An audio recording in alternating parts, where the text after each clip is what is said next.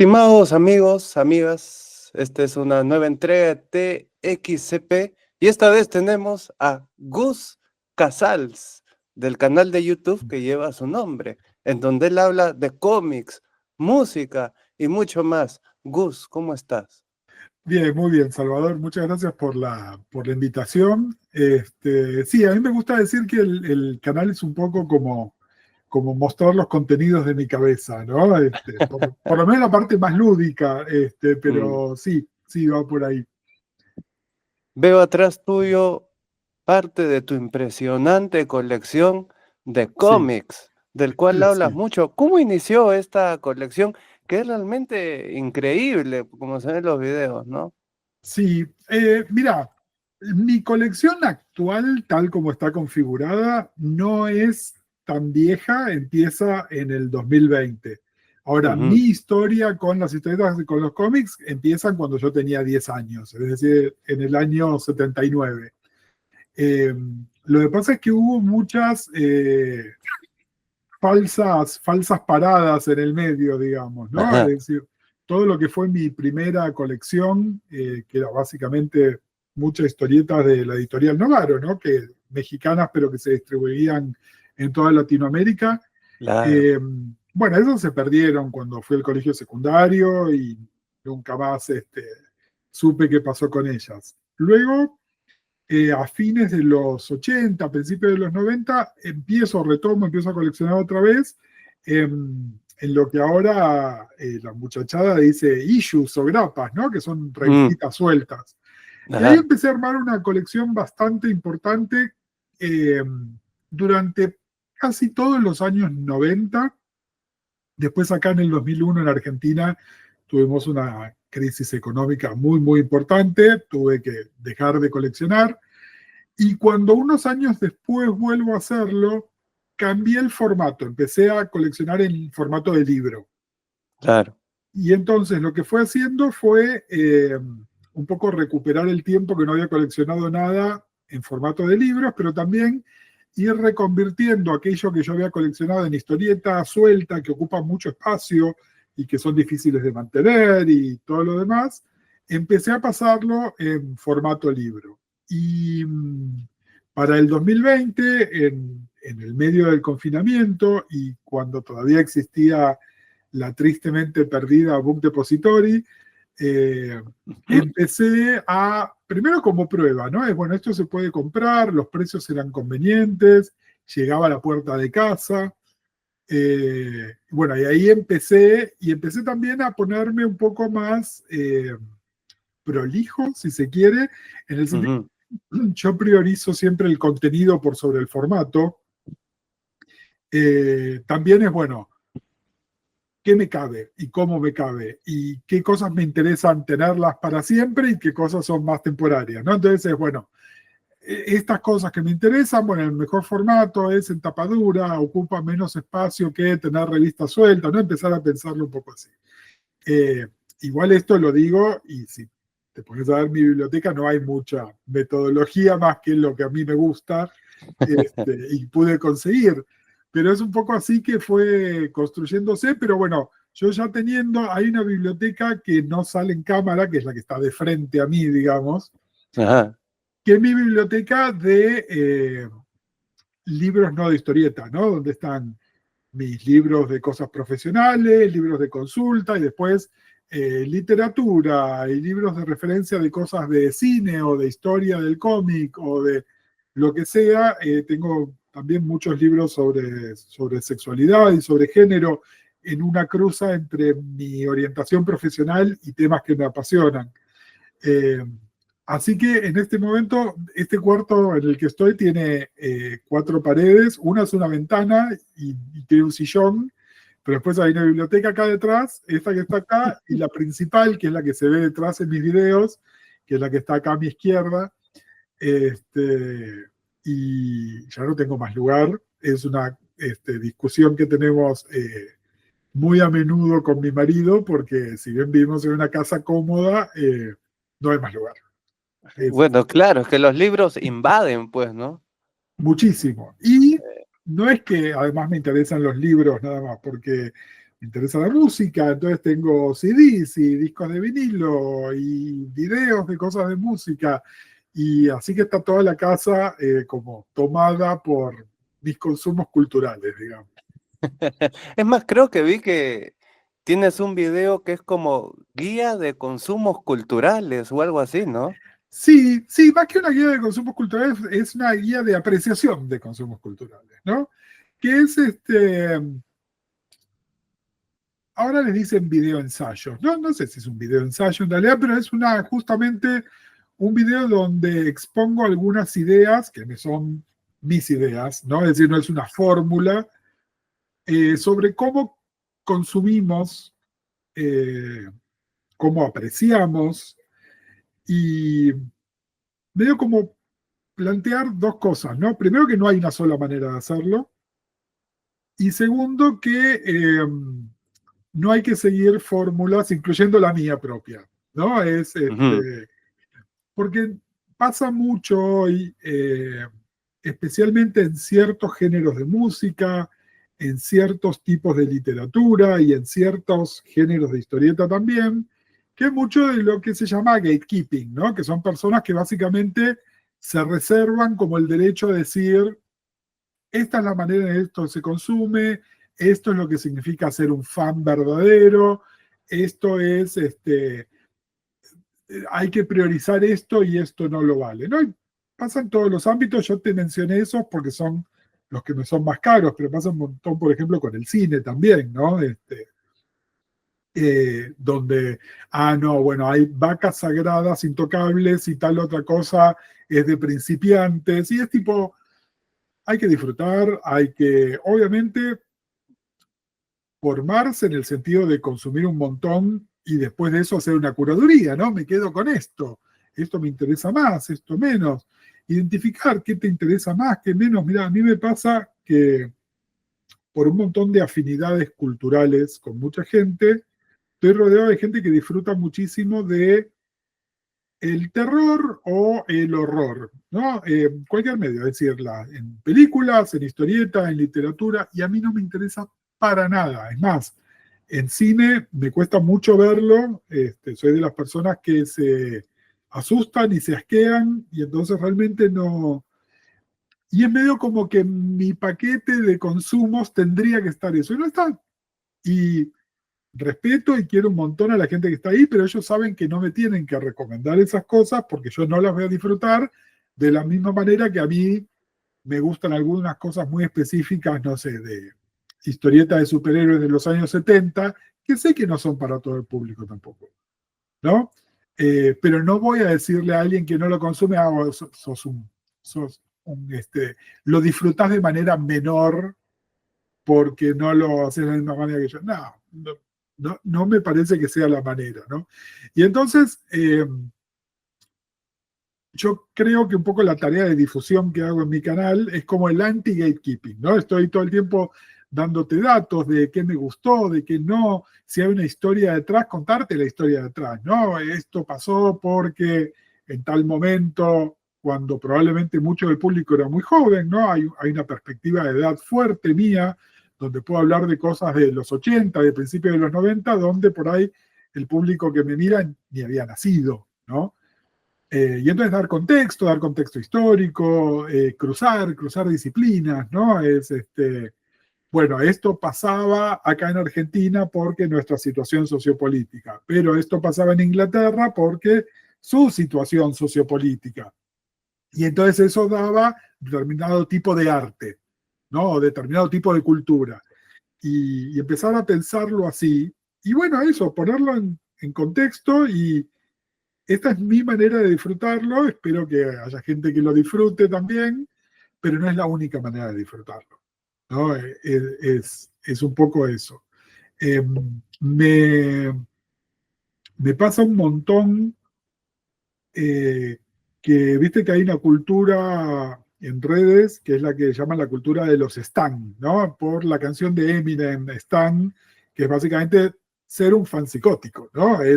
Oh, Hasta ya, le, ya. hasta le pusieron un nombre lindo, ¿no? No, yo soy un stand de tal cosa, ¿no? Es la canción Eh, que canta Condido, creo, ¿no? Exactamente, Ya, ya, exactamente ya. eso. ¿Y a qué viene eso de esa canción? ¿Por qué?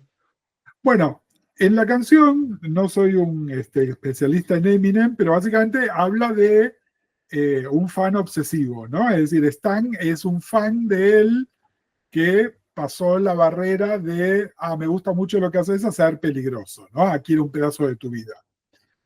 Bueno, a raíz de esta canción, hay un montón de gente que se autodenominan stans de, entonces están los stans de Taylor Swift, o de Star Wars, o de Batman, o de lo que sea.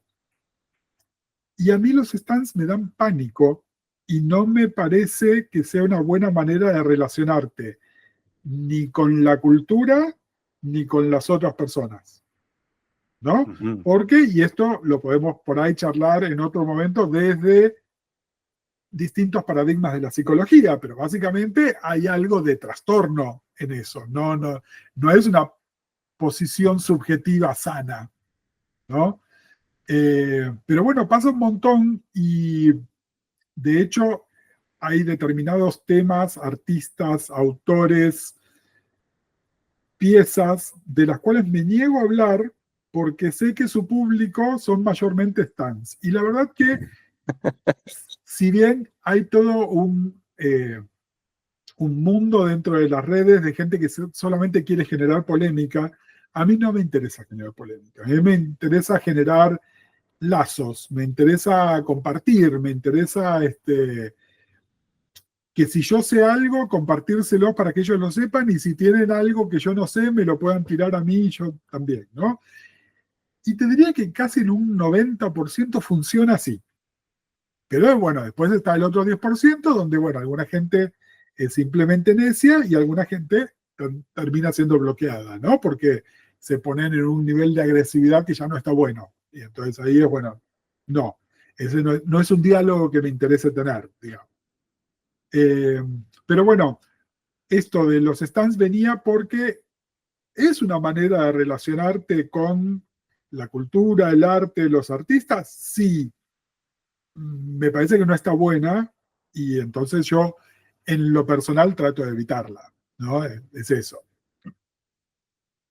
Ahí contabas que tú redescubres un poco los cómics o el coleccionismo por medio de estos que se denominan trade paperback, ¿no? También los ómnibus, esta Exactamente. Sí, colección en libro, ¿no? sí, Obviamente tú lo redescubres ya a una edad un poco más adulta. sí. Entonces, al redescubrirlo en una edad un poco más adulta, ¿qué lectura distinta crees que puedes tener de los cómics o qué otro sentir? Uf, bueno, ahí entran varias cosas. Eh, porque hay dos que son las más obvias y que creo que son las que además más me emparentan por ahí con otros, con las personas que yo considero afines a mí, ¿no? Es decir, que, que disfrutan de una manera parecida, digamos, ¿no? Una es bien clara y es de nostalgia, ¿no? Es decir, estamos tratando de recapturar cómo algunas de estas cosas nos hacían sentir en un determinado momento y lugar, ¿no? Entonces, para mí, todo lo que tiene que ver con la Mujer Maravilla y las historietas de los 70 y la serie de Linda Carter, bueno, me recuerdan a mis 9 años y qué estaba haciendo a los 9 años y qué cosas me gustaban y qué cosas disfrutaba. Entonces ahora lo miro y aún por ahí pudiendo hacer una lectura donde puedo juzgar que la calidad no es la mejor de alguna de esas cosas, pero me recuerdan y me retrotraen a ese lugar donde yo me sentía bien. Entonces es claramente un consumo de nostalgia. Ahora después hay un consumo más, que es menos emocional y es más intelectual, donde también podés ir y analizar estas piezas eh, con otras herramientas que uno va adquiriendo con el tiempo, ¿no? De apreciación literaria, de apreciación artística, de cruces con, bueno, que emparenta la historieta con la cinematografía, ¿no? Ese tipo de cosas. Y poder hacer un análisis más crítico, más racional, donde algunas cosas van a quedar mejor paradas que otras, pero bueno, todas son susceptibles de que las analicemos y ponerlas en esto, en el contexto, bueno, y esto fue, ¿cuáles fueron las condiciones de producción de esto? De la industria, del país donde fueron hechas, de las personas que lo estaban haciendo. Y por supuesto también con la perspectiva histórica, después hacer línea de tiempo, ¿no? Obviamente a mí los temas de género y de diversidad sexual me interesan un montón y claramente hace 40 años no se trataban con ningún tacto ni delicadeza. Y entonces, bueno, también poder decir, bueno, esto no me identifica ni me representa con mi pensar actual, pero también tengo que entender que hace 40 años y esto estaba escrito por personas que tenían 45 años, eso significa que la gente que había nacido en el año 40, bueno, las sensibilidades eran otras también, ¿no? Evidentemente, claro. Y ser más o menos permisivo también. Obviamente no le voy a exigir la misma astutez social a una cosa que se produjo hace 10 años que a una que se produjo hace 60. ¿No? Es tener esa perspectiva que te lo da un poco, mira, es algo que yo personalmente no estudié, pero que me interesa y que mucha gente querida alrededor mío lo hace, que es la historia del arte, ¿no? Es, bueno, también es contextualizar y también entender, esto salió de esto, es la evolución de esto es un salto cualitativo totalmente inesperado que salió o de una sola persona o de un grupo pequeño de personas, ¿no? Ese tipo de cosas. Entonces está eso, está la nostalgia, que es volver a ponerte en un lugar casi infantil o a veces adolescente de este era mi disfrute. Después un actual que es, bueno, tomemos a esto como tomaría cualquier otra obra de arte o cualquier otro producto cultural y utilizo las mismas herramientas de análisis y veo qué es lo que pasa con eso. Mencionas algo bien importante, ¿no? Que es el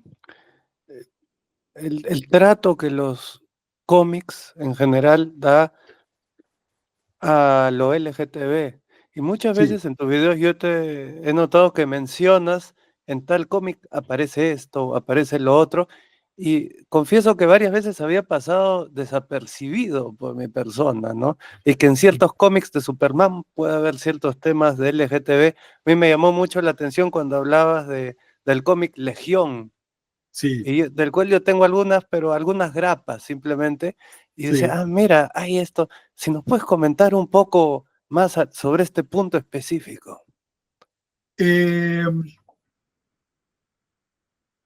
Mira, con la Legión en particular, la Legión tiene una característica que también tienen las historietas de los X-Men, que a mí me resulta muy atractiva, que es lo que en tiempos más recientes me gusta llamar el melodrama, ¿no? Yo antes Mm, hablaba un poco de la telenovela, ¿no? Como esta cosa ajá, que es muy latinoamericana y que entendemos sí, todos, ¿no? claro.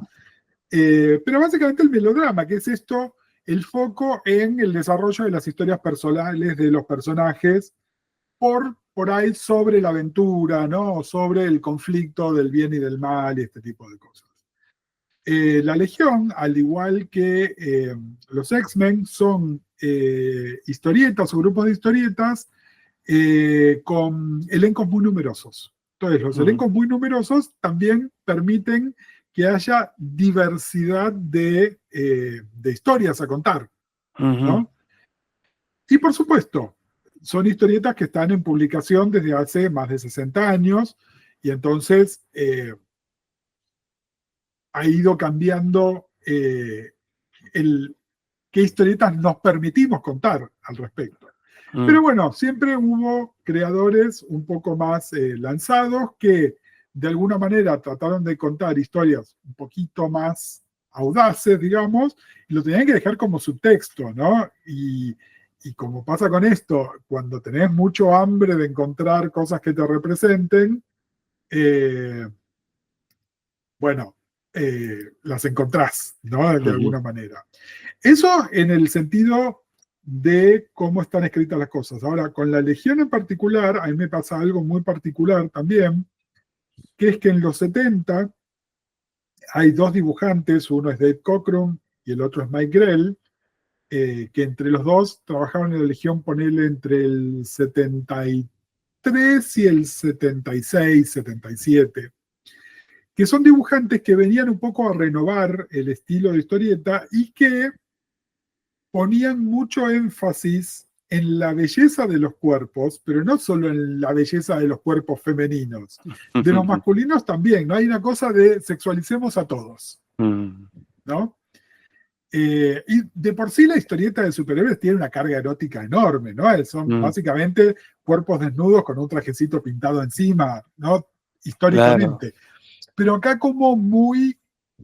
estilizado, diría. Claro, y con mucho énfasis en eso, ¿no? Y entonces, una mezcla de historias que se ponían un poco más adultas en el sentido de qué pasaba en lo relacional o no, o con las expresiones de género también, ¿no? Mujeres con el pelo corto, que hoy es lo más natural del mundo, pero en algún momento era una mujer de pelo corto, ¿no? O hombres más adornados que lo tradicional, ¿no? Con lo que hoy consideraríamos accesorios, bijú, que de nuevo, aunque nadie te dijera estos personajes tienen una expresión de género diferente, estaba, ¿no? Por supuesto, te mencionaba la Legión y también a los X-Men porque son las series donde naturalmente, al llegar los años 80 y años 90, se empezaron a contar historias donde abiertamente se hablaba de diversidad sexual, de diversidad racial también, de nuevos tipos relacionales que salen de la heteronorma más básica, digamos, pero la semilla ya estaba plantada de una manera más inocente, ¿no? Y que tiene que ver con el melodrama, y vengo también un poco a reivindicar al melodrama, ¿no? Que tiene a veces mala prensa, sobre todo en literatura, ¿viste? Se considera como que es un género menor, y en otros géneros, por ejemplo en la ciencia ficción, a veces se considera que el melodrama como que licúa un poco lo que tiene que ser la ciencia ficción dura. Y por eso a mí me gusta el género que se llama la space opera, ¿no? Que es esta mezcla entre la ciencia ficción y la soap opera, que es la telenovela, el melodrama, básicamente. Yo creo que el melodrama es donde contamos historias y soy un convencido de que los seres humanos somos inherentemente narrativos, ¿no? Y entonces, al contar historias, estamos narrando, estamos construyendo, y no solo construimos mundos, sino que además otras personas pueden venir y encontrar su propia representación en esos mundos al verlo ahí representado. Bueno, yo lo encontré en la Legión, ¿no? Es decir, exactamente, no te puedo decir, sí, porque Dave Cockrum, cuando estaba trabajando con tal guionista, crearon al primer personaje gay. No, ni por arrime. Pero hay algo de lo que mostraban que a mí, y a mí muy joven, porque todavía estamos hablando yo probablemente prepubertado, llegando a la pubertad, yo entendía perfectamente. Era, estás hablándome a mí. Hablando de melodramas y la ruptura de patrones de género establecidos, aquí tengo algo que me compré porque lo vi en tu video. A ver, me encanta eso. Es este de aquí, Sandman, espérate. Fantástico, Sandman Mystery Theater. Te lo juro que vi el video y automáticamente entré al internet y me lo compré por ti. Me encanta cuando sucede eso. No, sí, también sabes que me compré por ti Swamp Thing. Swamp Thing, bueno. la edición completa. Sí, hermoso. Sí. Y bueno, aquí en Sandman justamente aparece lo que tú hablas, ¿no? Salen personajes lesbianas, sale este personaje principal que es hombre, pero no es el típico macho alfa, digamos. Exactamente, ¿no? Que es viene a discutir la masculinidad, sí, total. Sí, mira, a mí me gusta muy, esa historieta la verdad me parece fantástica para empezar porque está bien escrita y bien dibujada, ¿no? Pero además, el hecho de que sea una producción de los años 90, pero que está contando historias que suceden en los años 30 y 40, me parece muy rico, ¿no? Primero porque al ser en los 90 y saliendo por un sello que permitía hacer contenido para adultos, ¿no? También te viene a decir Bueno, pero estas cosas no son un invento actual. Ujú. Siempre hubo personas en la diversidad, de la misma manera que también siempre hubo consumo de opiáceos y siempre hubo asesinos en serie, y siempre, es decir, todas estas cosas que a veces se piensan como inventos modernos y de Ujú. alguna manera dicen, no, esto estuvo siempre, ¿no? A mí me parece muy rico eso, porque también es desmitificar un poco que las cosas no eran necesariamente como en las películas de esa época. ¿No? Las películas eran un contenido lavado, que si te pones a investigar un poco, surgen porque había un código de autocensura de los estudios de cine, donde se tenían que mostrar ciertas cosas y no mostrar ciertas otras. Entonces, esa imagen que tenemos de cómo eran las cosas en los años 30 y 40, bueno, están basados en trabajos de ficción que estaban hechos en condiciones de producción que tenían un sistema de censura institucionalizado que funciona de esa manera. Bueno, al poder contar estas historias ahora hay mucha libertad. Mira, hay un poco de polémica en las historietas de DC porque tomaron al personaje que era el Linterna Verde original de los años 40, Alan Scott, y dicen no solo que ahora salió del closet como un varón gay, sino que siempre lo fue.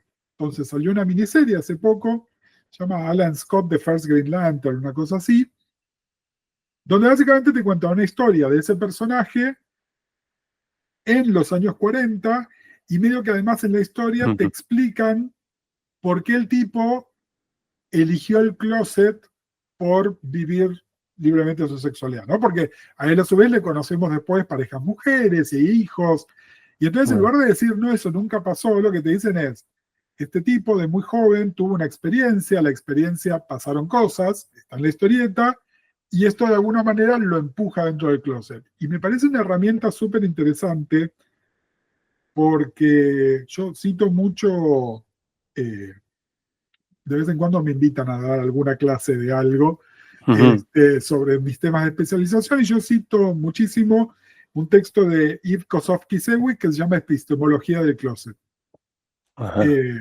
Un libro escrito hace 30 años, pero con una, sigue vigente, casi te diría a la letra hoy en día.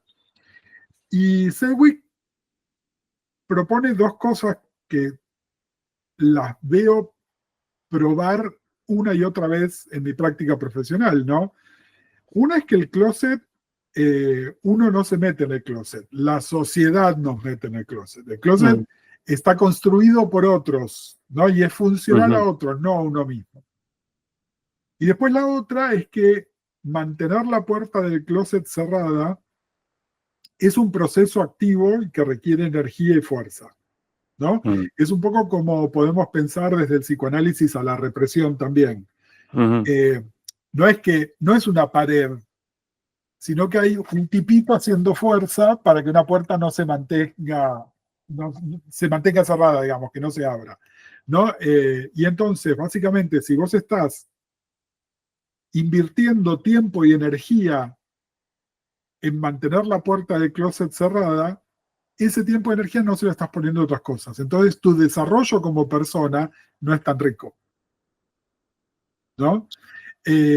Y entonces me gusta mucho porque esta serie de Alan Scott, de alguna manera, plantea eso también, ¿no? Es, ¿cómo termina Alan en el closet? Bueno, la sociedad lo empujó al closet, ¿no? ¿Y por qué sale del closet de adulto? Porque se cansó de estar haciendo fuerza contra esa puerta para que no se abra, ¿no? Y entonces ahora es un señor de 80 años que puede vivir libremente su sexualidad.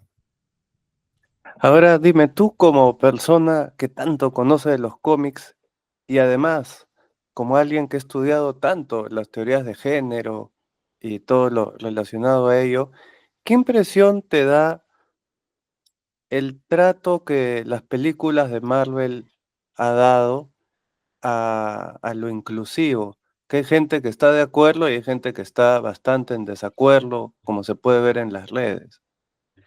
Bueno, pero mira, primero, no creamos todo lo que leemos en las redes. Ujú. Eh, en las redes hay discursos perfectamente armados por personas con una agenda política muy específica para tirar abajo determinadas cosas que tienen que ver sobre todo con la diversidad sexual, racial, etcétera, etcétera, etcétera. ¿No? Entonces, las redes dicen no, ciertas personas en las redes dicen y hay otras personas que reproducen esos discursos acríticamente. Ujú, Pero las redes dicen no, no existe tal cosa. ujú, Dicho esto, hay un esfuerzo consciente, no solo de Marvel, sino en general, que si estás llevando a la pantalla propiedades intelectuales que fueron creadas hace 80 años, el mundo no es como hace 80 años. Hace 80 años las mujeres no tenían la autonomía que había ahora. Las personas racializadas no podían participar de determinadas actividades. Las personas LGBT tenían que mantenerse dentro del closet. Entonces lo que están diciendo es, bueno, saquémosle un poco las telas de araña a todo esto y tal vez este personaje puede ser una persona afro. Por ahí este personaje pueden gustarle los varones. Por ahí este personaje, en lugar de ser un varón, es una mujer. ¿No? Y eso no me parece mal. No existe tal cosa como la inclusión forzada. No existe. ujú. En realidad lo que existe es gente con muchos prejuicios a que no les toquen sus juguetes de cuando eran niños y gente con una agenda claramente de derecha que no quiere que aparezcan ni mujeres, ni negros, ni trolos, ni nada en sus ficciones. Bueno, eso que lo traten en terapia o que hagan el activismo que están haciendo, que es otra cosa distinta. Dicho esto, a mí me molesta más en Marvel que todo se resuelva por el lado del humor y con un chiste que haya un personaje que es una mujer o un personaje que era rubio y ahora es una persona latina, realmente. Ujú. Es decir, mis críticas a Marvel no tienen que ver con la diversidad, tienen más que ver con cuál es el punto de vista con el cual construyeron ese universo. Con la narrativa, en el sentido de cómo están contando la historia. Sí, sí, sí, total. Dime, ¿y tú te parece que están adaptando de una manera idónea estas películas? O sea, ¿te parece que son buenas, malas, te gustan, no te gustan? Eh,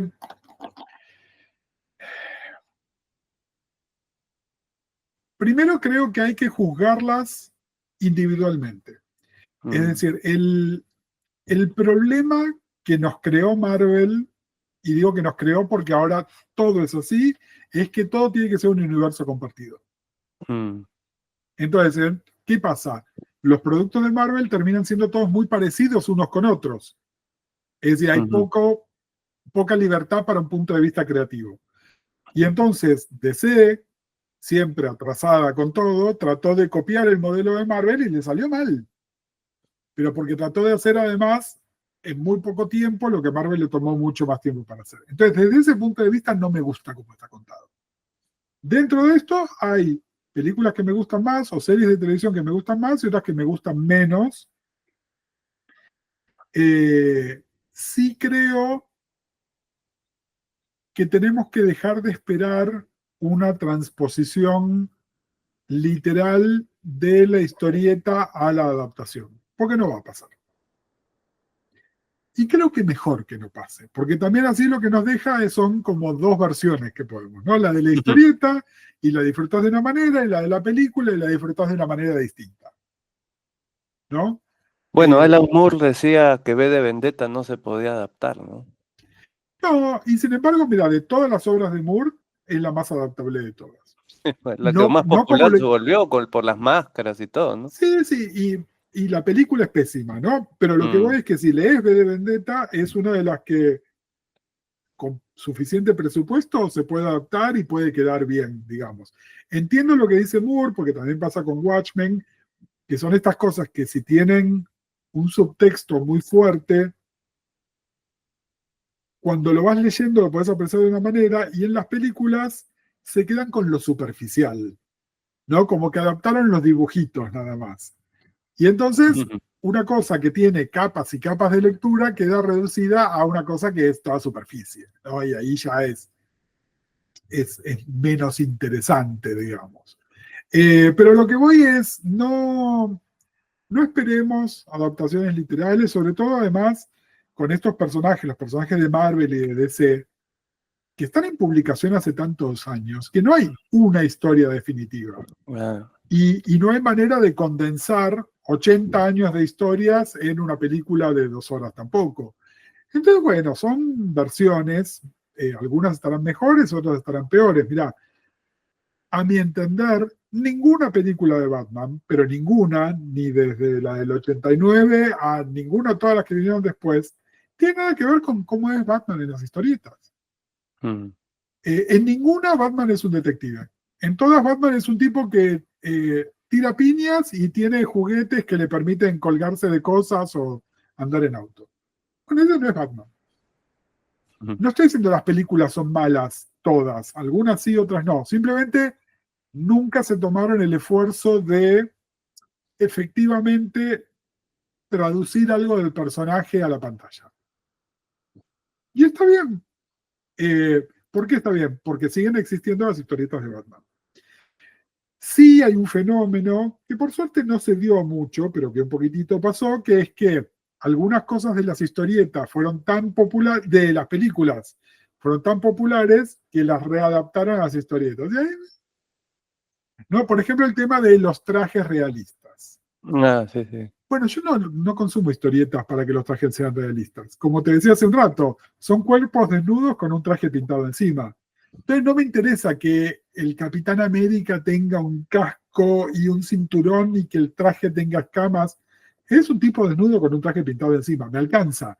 Entiendo que en la película lo tengan que hacer distinto, pero a mí no me quita que pueda disfrutar una historieta donde el traje no sea realista. Pero bueno, también hay cuestiones de marketing. Obviamente, si un chico va al cine, ve esa versión del Capitán América, va a buscar la historieta y se encuentra con algo totalmente distinto, por ahí no sigue comprando la historieta. Igual, más y más está comprobado que la gente que consume películas y series no va a la historieta. Y eso nos lo dicen las cifras de venta.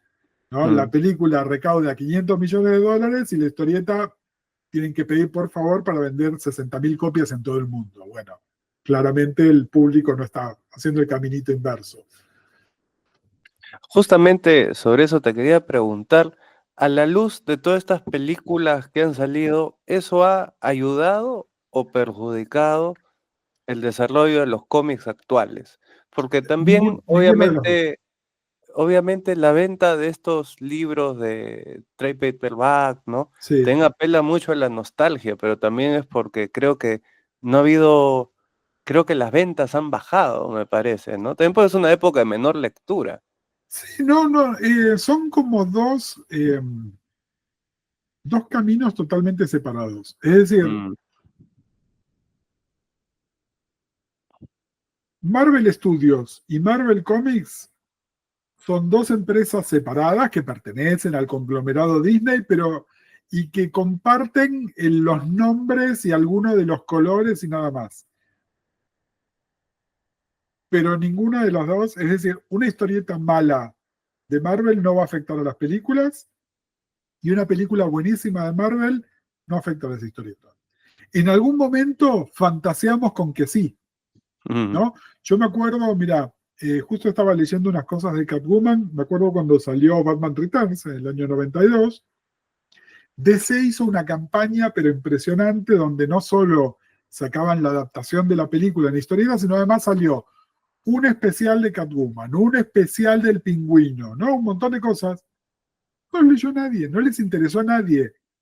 Pero no porque la película no fuera buena o no tuviese éxito, porque ese cruce que todos fantaseamos con que, ay, ahora va a venir el gran público y las historietas van a vender como en los años 40 otra vez. No va a pasar. No mm. va a pasar. Eso es una fantasía y no está mal. Los que tenemos que cambiar la expectativa somos los fans que conocemos que hay un Marvel Comics y un Marvel Studios. Ahora, si la persona que consume Marvel Studios desconoce Marvel Comics, está bien. No, Y no dime, puedo y en este cambiarlo. momento, ¿qué está más caliente en las historietas? ¿Qué está saliendo más? ¿Qué es lo que está teniendo más peso? Que sea de Marvel Studios DC o de Marvel Comics, DC Comics o de las otras más pequeñas. Para ti, ¿qué te está llamando más la atención de lo Mira, actual? dos cosas. Yo leo muy poco de lo actual en tiempo real. Ujú, Porque además hay una cosa que viene pasando los últimos 20 años, que es que todo se escribe para el libro. mm, Entonces, te compras una revista mensual, la lees y no pasa absolutamente nada. Hay que leer 6 revistas mensuales juntas y ahí te cuentan una historia más completa. Entonces yo no leo nada que no sea un arco narrativo cerrado, porque mm, me harta. Entonces, todo lo que te puedo decir tiene de 6 meses a un año de retraso, ¿no? Porque ujú, no estoy realmente con el día a día. Si bien me gusta seguir las noticias de la industria y todo lo demás, no lo vengo leyendo. Y en realidad nada está vendiendo muy bien. mm, Eh, en este momento hay 2 renovaciones que se hicieron a las que no le está yendo mal en Marvel. Hicieron un relanzamiento, otro más de los X-Men, que están dando bien, porque además hay equipos creativos que están buenos. Y DC está sacando una línea nueva que se llama Absolute, que son como nuevas versiones de sus personajes, de Batman, de Superman, de Mujer Maravilla. Yo ahí tengo medio como un problema ético, que no sé si me ujú, interesan nuevas versiones de los personajes, pero aparentemente comercialmente no le está yendo mal. Siempre sabiendo que algo que le está yendo bárbaro comercialmente a las historietas igual es chiquito y vende muy, ujú. muy poco, porque la industria está en muy malas condiciones. Sí, el otro día hay un youtuber norteamericano que se llama Matt con 3T, que Ujú. hace unos informes sobre historieta muy bien producidos y que son muy populares, que hizo uno sobre cuál es la historieta más vendida de los últimos 25 años. Y la historieta más vendida de los últimos 25 años es Bone, de Jeff Ujú. Smith, que es un cartoon de fantasy que no está publicado ni por Marvel ni por DC, ¿no? Ah, es Eh, uno blanquito, creo, ¿no? Cabezón. No, exactamente, que Bond como yo hueso, creo, ¿no? Claro, Bond, ya, exactamente. ya, ya, Sí, sí. sí. Que lo súper recomiendo, es buenísimo. A lo que voy es que el fenómeno en las historietas no es ninguno del que nos imaginamos. No son los personajes con películas que van a ver millones de personas. El mercado editorial tiene otras reglas, funciona distinto. Eh, Nada, cosas que funcionaron bárbaro en historieta y después cruzaron a otras cosas, pero también son independientes. The Walking Dead, Invincible, ¿no? Son Ah, cosas que venden un montón y no son ni Superman ni el Capitán América, ¿no? Lo que pasa es que los otros tienen como adaptaciones más caras y con actores conocidos, pero el mercado editorial se maneja por otro lado. mm. ¿Cómo está la historieta actualmente en la Argentina? Porque en Argentina hay toda una industria que ha habido, ¿no? Había Sí, el Eternauta, me acuerdo, ¿no? sí, bueno, en Argentina justamente lo que hay es, a nivel creativo está más sana que nunca, a nivel comercial está terrible. Mm, Primero porque ya no hay industria, ¿no? Industria en el sentido de publicaciones mensuales que salen todo el tiempo y que emplean a un montón de gente y le pagan bien para hacerlo, que pasó hace 50 años. Eso ya no existe. Y después están los desafíos entonces de publicar libros, publicar revistas, que es muy caro, pero porque el papel es muy caro, porque distribuir a un territorio tan grande como Argentina es caro, mm, porque no hay mucho interés en apoyar comercialmente por parte de auspiciantes y otra gente. Entonces hay mucho talento, mucha creatividad y comparativamente poca producción impresa. claro. Pero ahí es donde aparecen también, bueno, las nuevos medios de producción, ¿no?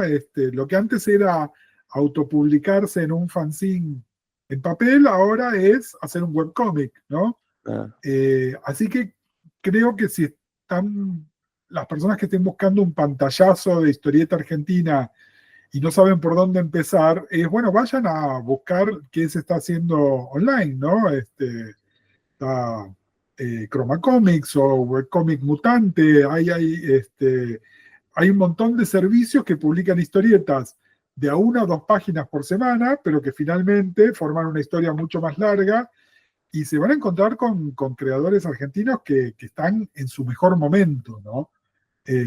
Digamos, ahí hay un tema, nada, el contexto económico, ¿no? Que nos afecta a todos.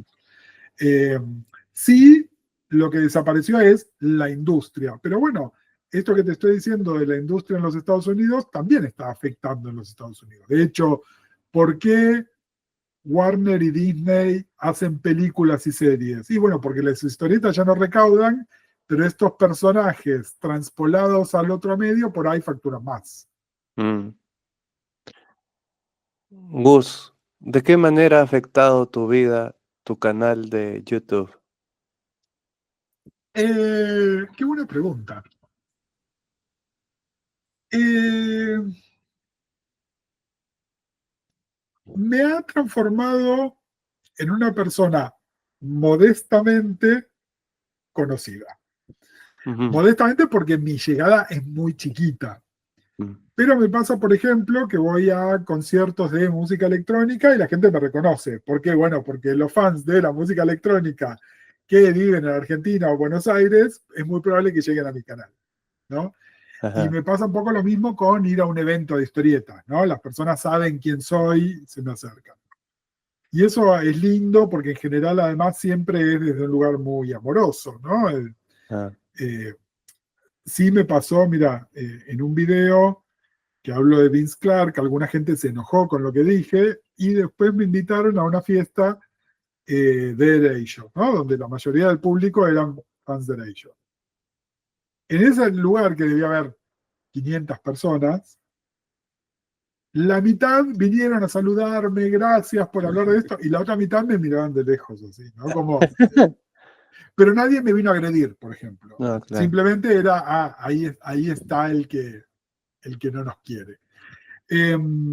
Después me trajo trabajo. Me trajo un montón de trabajo. Personas ¿sí? que me contactan y me dicen, me quiero atender con vos. Ah, bueno, ¿y cómo te lleva referencia? No, vi un video tuyo.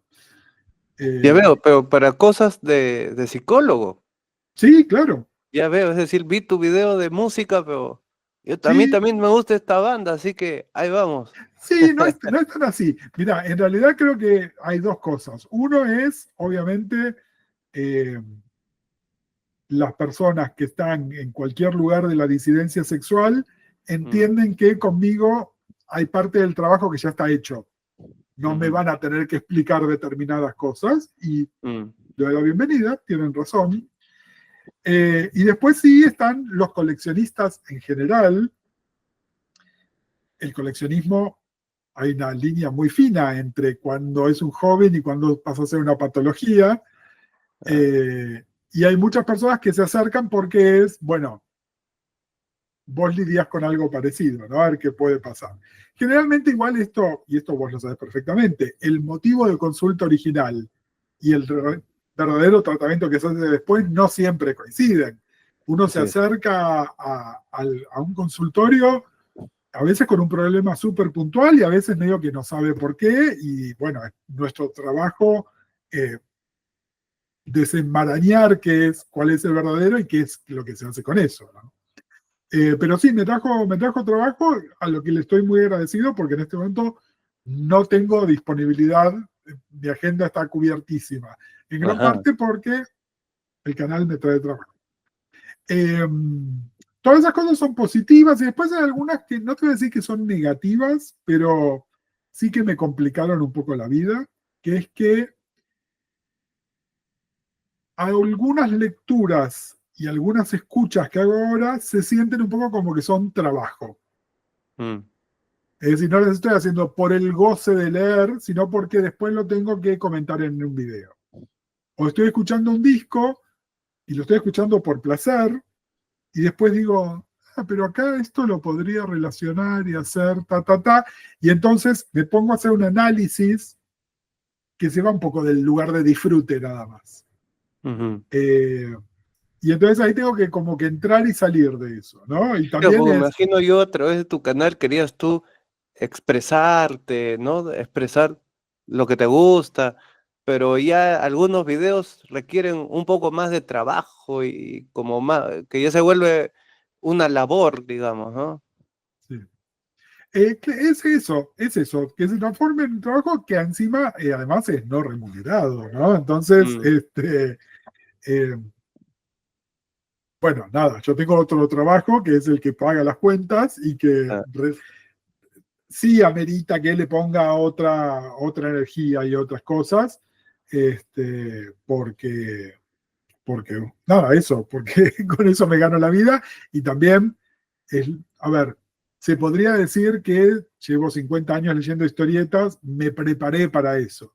Pero para ser psicólogo fui a la universidad y hago una actualización constante de mi práctica, ¿no? Es otro tipo de cosa, ¿no? Hay algo mucho más deliberado, digamos, que tuve que claro. hacer. Yo me acuerdo uno de tus videos que me impresionó más, corrígeme si me equivoco, hay un autor que se llama John Byrne, creo, ¿no? Sí, Byrne, que es, sí, entonces tú estabas, creo, sentado en el piso al lado de una torre de enorme, libros. casi todo, la mayoría eran de Superman, ¿no? Y la verdad Había que una gran parte, pero sí, no, sí, no todo, sí. y la verdad que diste, era casi una deliberación de tesis, era impresionante, era un conocimiento erudito. Dime, para hacer un video como ese, ¿estudias antes? ¿Lo dices de tu cabeza? ¿Cómo En haces eso? general, ¿O es que en ya está general ahí lo en digo tu de mi cabeza de cabeza. tanto que lo has leído? No, en general lo digo de mi cabeza. Es un poco yo siempre hago el chiste, mi superpoder es, vos me das una idea así cortita y yo te puedo hablar 1 hora y media sobre esa idea.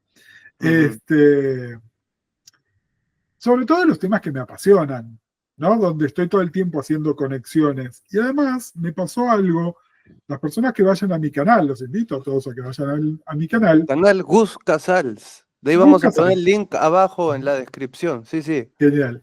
Pero si vas y te fijas en los primeros videos, el primer año y algo de video, que deben ser los primeros 50 videos que hice, yo me armaba un guión. Me armaba un guión que era bastante estricto y me iba muy poco del guión. Y si bien lo que decía, todo salía de mi cabeza, hay una cosa de espontaneidad que se perdía en el guión.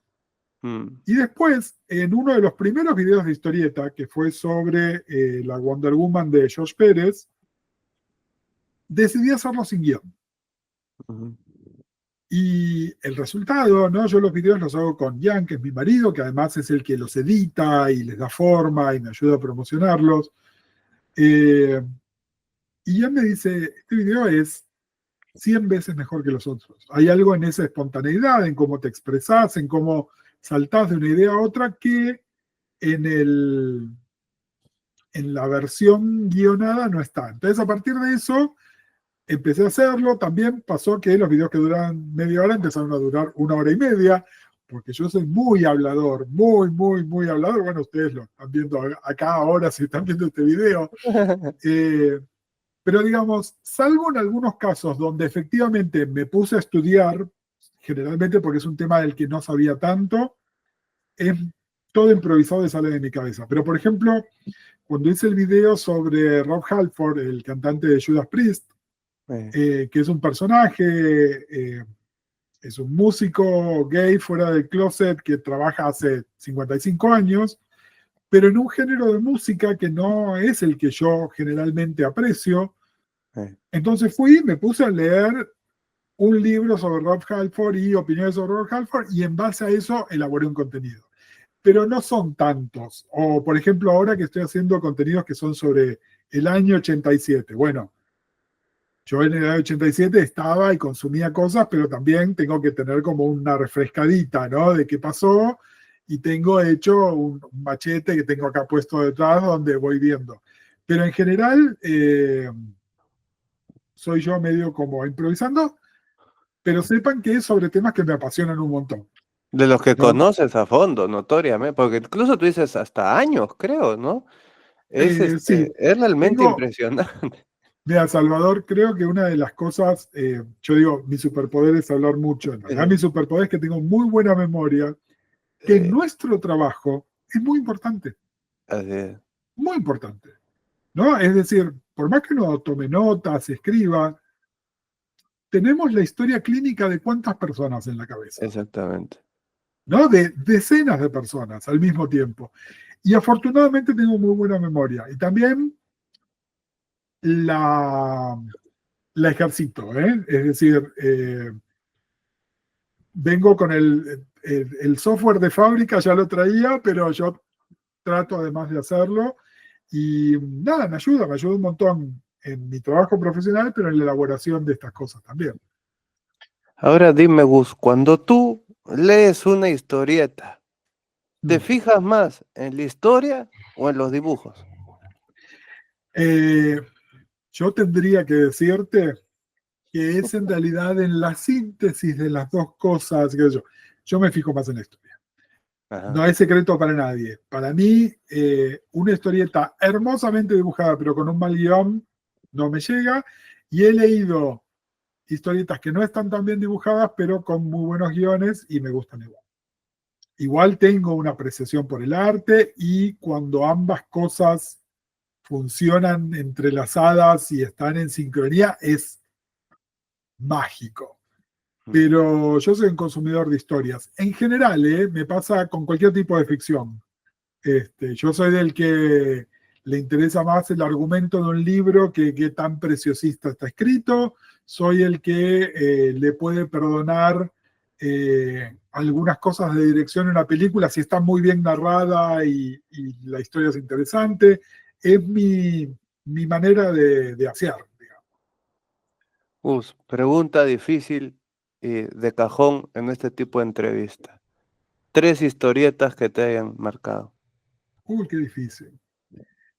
Eh, Qué difícil, sobre todo por esto. Yo como consumo mucha historieta de superhéroes, ¿cuál es la unidad mínima de medida? ¿Es una grapa? ¿Es una historia? ¿Es la historia completa de un personaje? Claro, claro. ¿No?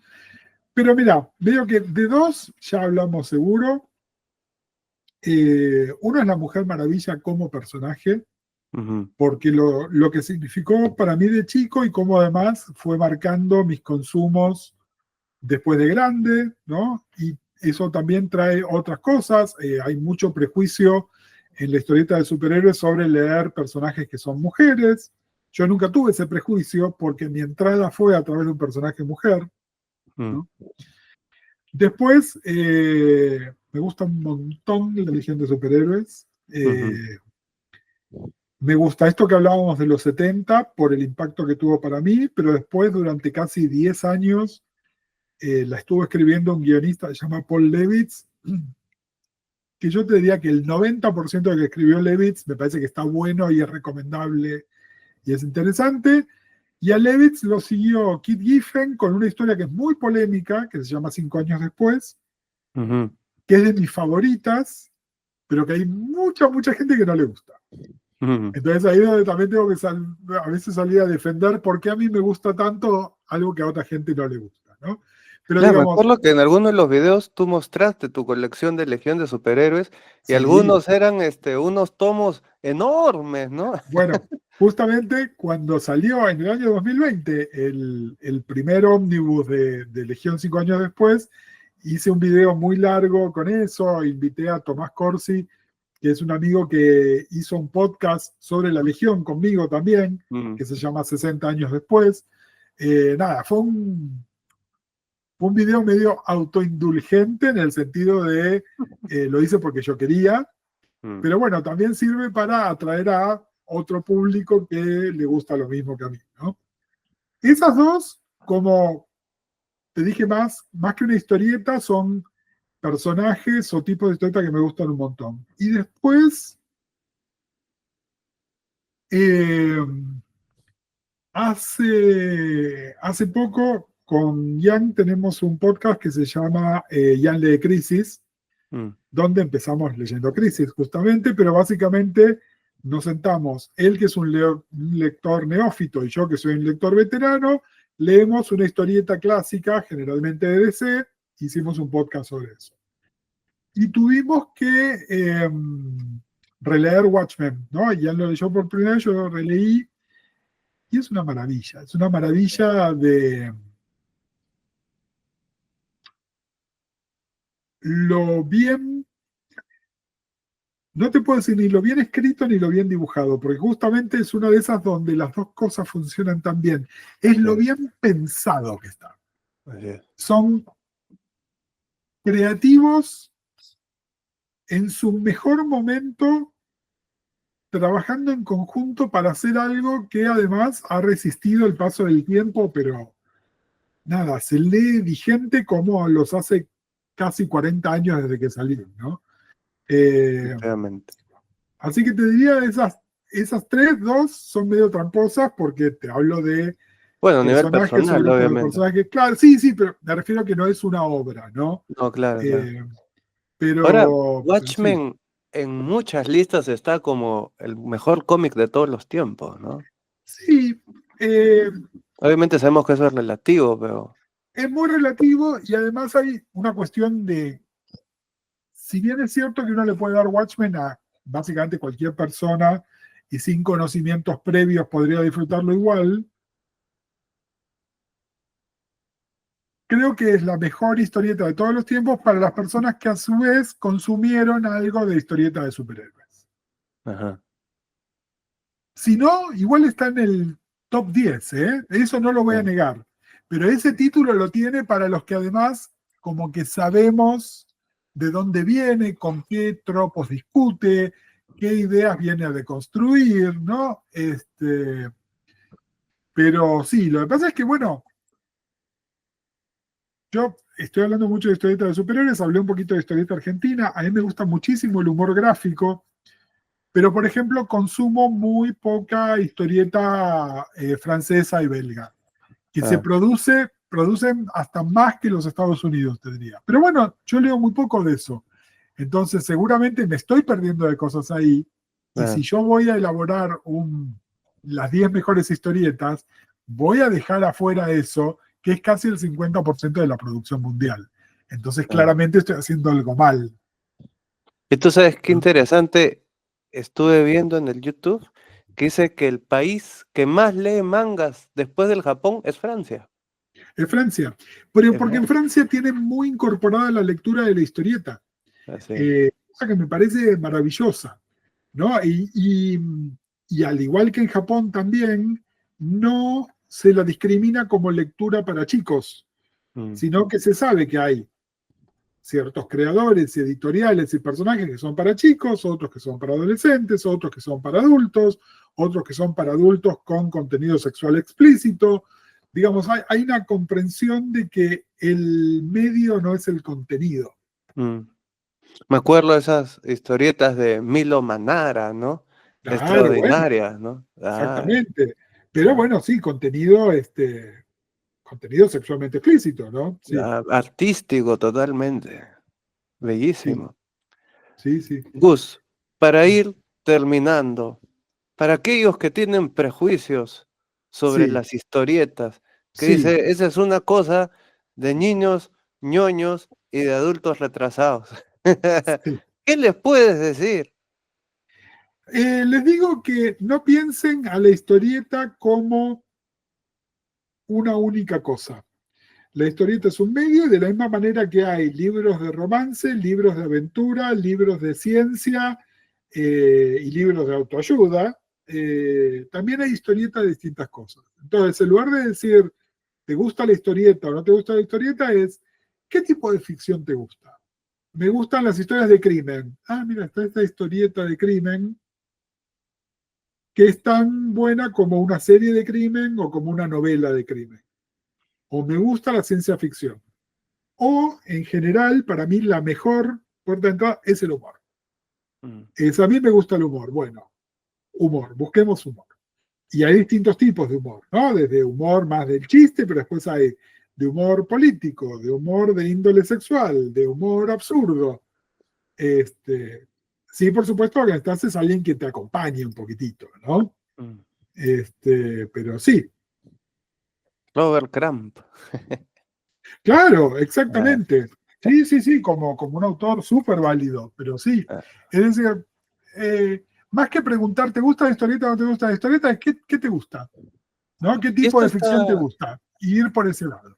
y eso está bastante relacionado con lo que hablábamos al inicio, que era la forma en que consumimos los productos culturales es de cierta manera una vía de encontrarnos a nosotros mismos, porque es identificar nuestros propios gustos, cómo vemos ahí reflejados nuestros propios deseos. Parte de consumir productos culturales es desarrollar nuestra propia personalidad, me parece. Sí. Estimado Gus, sí, dime. Sí, sí. No, no, eso, esa idea, ¿no? Es desarrollar nuestra personalidad y también eso, conocer nuestra, es decir, más que desarrollarla, también conocerla. Y es, bueno, qué me gusta a mí? ¿No? Obviamente, no quedarnos en simplemente eso, porque después la idea también es crecer, ¿no? Pero bueno, Mm, una vez que rompiste el prejuicio y resulta que puede haber una buena historieta de crimen, también puede haber una buena historieta de otra cosa. Entonces ya mm. perdiste el prejuicio hacia la historieta, ¿no? Y así es como va creciendo. Estimado Gus, muchísimas gracias. Ya saben, entren a su canal que se llama como él, Gus Casals, que no solo hay cómics, sino música, comentarios personales suyos y también un interesante activismo relacionado a los temas de género. Exactamente, de género y sexualidad y diversidad sexual, sí. Excelente. Muchísimas gracias, Gus. No solamente ha sido un placer para mí esta entrevista, sino también te agradezco por los contenidos que subes, que los veo muy activamente. Te mando un fuerte Bueno, abrazo. muchísimas gracias, Salvador.